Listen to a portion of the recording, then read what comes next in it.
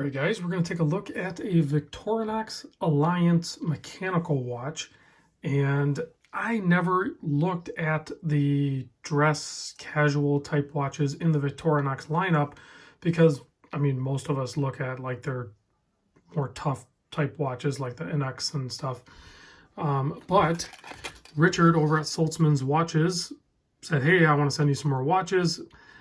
I didn't really make the time to pick, so I said just send me a couple of affordable ones, you go ahead and pick. So this was dealer's choice here. Big thanks to Richard for sending, he sent this over and the Luminox. Both are very good picks. I appreciate it. Although I don't typically wear watches like this, I can certainly appreciate the level of quality that Victorinox has done with this model, the Alliance series. There's a few different colorways too, but I really am keen on this one with the lighter dial and the gold trim on the bracelet and the gold hands and the indices, the dates around, and certainly that badge or shield up there at the 12 o'clock with their logo. So very cool watch overall. Let's get into the size of this guy.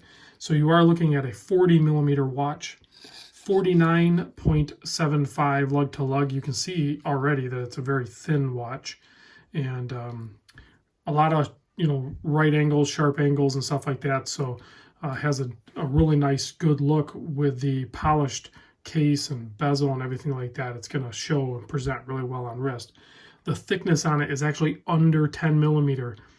You don't see that a ton in a lot of the watches that people are wearing and showing on a lot of different channels, but there are some movements out there that you will be able to capture that thinness, and the movement in this is the ETA 2892, which is known for being very thin, and it's a three-hand with a date. So lug width here, lug width is 20, bracelet tapers down to an 18. You have the butterfly clasp, a really clean design on this one. Sometimes you'll have them where they, let me get this tag out of the way a little bit. So you have it like where you have to close one side before the other. That's not the case with this one. You can close either side, no problem. And then it has double pushers here. So it's going to be nice and secure. You can see there's some half links here because there is no micro adjust or anything like that. They have the half links on both sides. So you're going to be able to get a size that's going to work for you, whether it's, dead on or maybe a little bit loose or a little bit tight, whatever your preference is. But you should be able to lock it in pretty good. It is a push pin. I believe under close inspection, I did notice a split pin design. So pretty easy to size the bracelet. I'm actually a fan of split pin as far as the ease of adjusting the bracelet. It's very easy, at least for me, to do a split pin design. I can do it with my eyes closed pretty much. So you can see the bracelet's really nice brushing. Even on the sides where usually you'd have polish, the only pop of polish is actually where the gold is on the ends of the center link there. So so you can see solid end links here, non-articulating center end link here, but it pushes it out just far enough that the bracelet is going to lay flat on the backside, so it's going to wear comfortable on wrist even with that 49 3/4 lug to lug. Non-screw down crown. It is a 10 Atmos or 100 meter water resist, so you're going to be able to wind in that first position. Very smooth. When you turn it, like you don't even feel it or anything like that. The first couple turns I did, I was not even sure if it was like a winding movement, but you put it up to your ear and turn it and you can hear it. I do also want to point out, because I am a bit of a, it seems like I've developed this appreciation for very well done crown and crown tubes, and this one definitely has that. Even when you pull it all the way out to its hack position, there's no movement. Again, I'm trying to remember, I just had a couple of watches that seemed like they were just stellar in this department, where when you go to try to do to see if there's any crown wobble, like it just moves the whole watch. You feel like you can just push and pull this thing around. So it is a signed crown and very stout, so no worries there.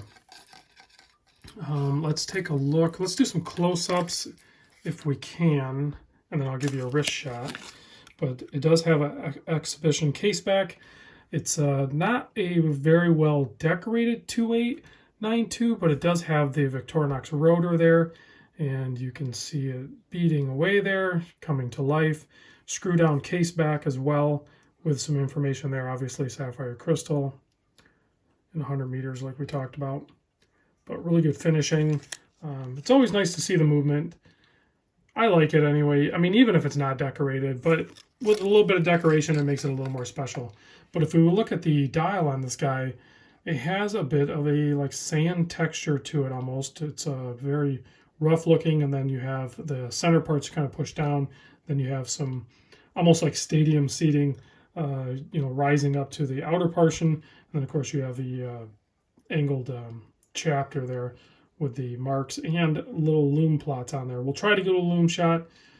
It's probably not going to be amazing or anything like that, but it's definitely going to give you some lume. It is a Swiss-made watch, so you have that proudly branded down there at the 6 o'clock. And then on the dial, it's pretty much Victorinox Swiss Army automatic. What more do you really need, right? So this movement does have a 42-hour power reserve. And then I really like those applied indices. The shield, the 3, the 9, and then the date window. It's very symmetrical. I think it works really well. Nice handset there, fully polished gold looking tone. So let me get a wrist shot of this on my 7 1/4. Now I didn't size it because that is part of my agreement with Saltzman's, is to leave a new watch as a new watch, and that is what they sell. So there you can see on my 7.25-inch wrist, no problem. It wears great. It's going to be super comfortable. That thin case profile is just going to be so good under regular casual wear or office wear or going out or whatever you want to do with it. It is going to be a really nice, easy wearing watch. Price tag, retail price on this is $695. I'm not sure if I showed that. There's the hang tag with the part number 241874, $695. Contact Richard or any of the people over at Saltzman's. Tell them Random Rob sent you, and then see what kind of deal you can work out. But they said that they do discounts on certain models and stuff like that, and I'm sure they would probably do something with this Victorinox. So let me shut these lights off so you guys can see. Well, I'll be seeing it for the first time too, but yeah, so there's definitely lume on the hour and minute hand, and then those small lume pips all the way around. So actually brighter than I thought it would be.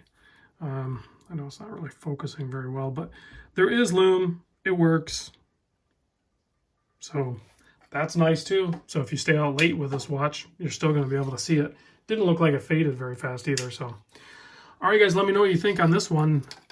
I definitely like the thin nature and the overall construction of it. It's a very quality feeling watch, and it's nice to see some other models of the Victorinox lineup. I'm so used to seeing the big chunky watches that this is, refreshing almost. So big thanks to Richard over at Saltzman's. Appreciate it for hooking up with another watch, and I will catch you guys on the next video.